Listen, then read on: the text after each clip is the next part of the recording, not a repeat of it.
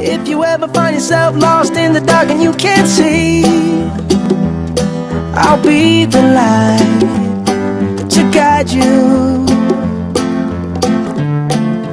Find out what we're meant. Hello, my YouTube loves. Thanks for stopping by Beans and Monkeys. I wanted to have a candid conversation with you all today about my struggle with PCOS, or Polycystic Ovarian Syndrome, and how I was able to get pregnant twice with PCOS. So let's start by talking about what polycystic ovarian syndrome is. So what polycystic ovarian syndrome is, and I'll just go ahead and shorten it for you guys. We'll go PCOS.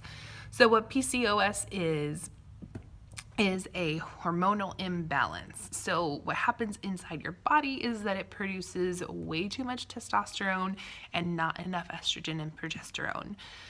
So what is happening inside your ovaries is that you are getting all of these amazing, beautiful follicles, but none of them are, ripening or being available to ovulate. So your body sort of shuts down that ovulation production system, thus resulting in infertility or the inability to get pregnant, right? So there's lots of other things that go along with PCOS. You can get facial hair growth. It can be really difficult to lose weight, or you can gain weight quickly. You can have some depression and anxiety that go with it. And you can also have pretty bad body acne. All of those things I definitely dealt with. I had shoulder acne forever, and they were like the big, deep pimples that left scarring. So I've got scarring all over my shoulders from my hormonal imbalance. I also do tend to break out, as you guys can see, probably more than your typical adult. And I do grow some dark, coarse hairs on my chin, something that does not make me feel very feminine, which is really awesome. The last symptom is that PCOS can cause you to have irregular periods or extra heavy and uncomfortable periods. I dealt with the latter, so I had really, really heavy periods, although mine were pretty regular. And for me, my PCOS was always more on the mild side. But let's kind of get into that story. So I was diagnosed or, tested for PCOS when I was around 14. And during that time, I was like, well, I'm not having kids anytime soon. And so the big thing they kept talking to me about was infertility. So I didn't know to plan for, being fertile later.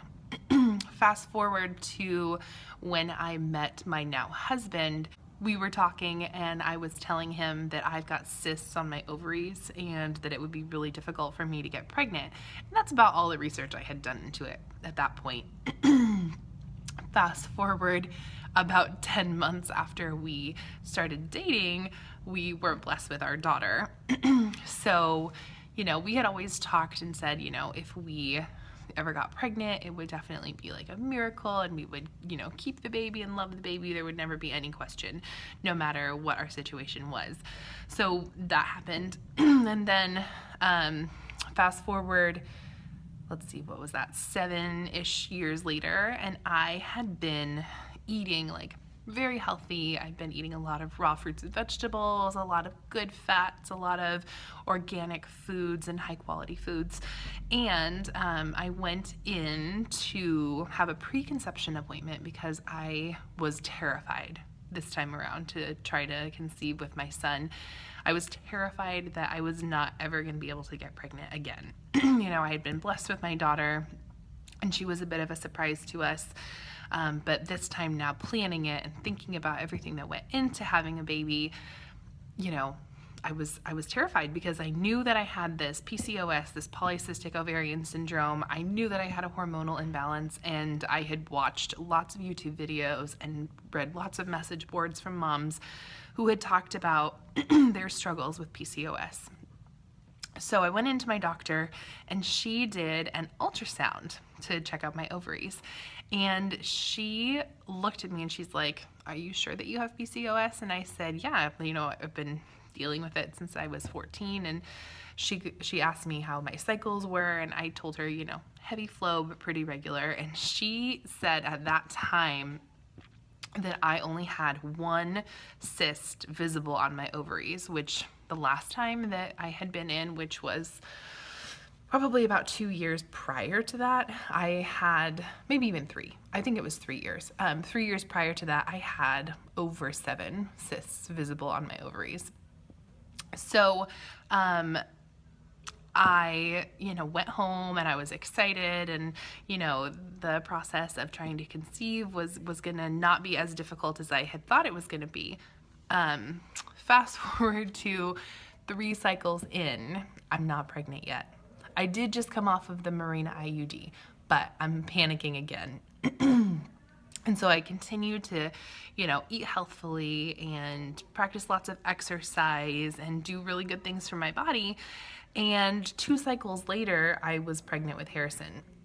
So, long story short, I believe that my success with overcoming PCOS was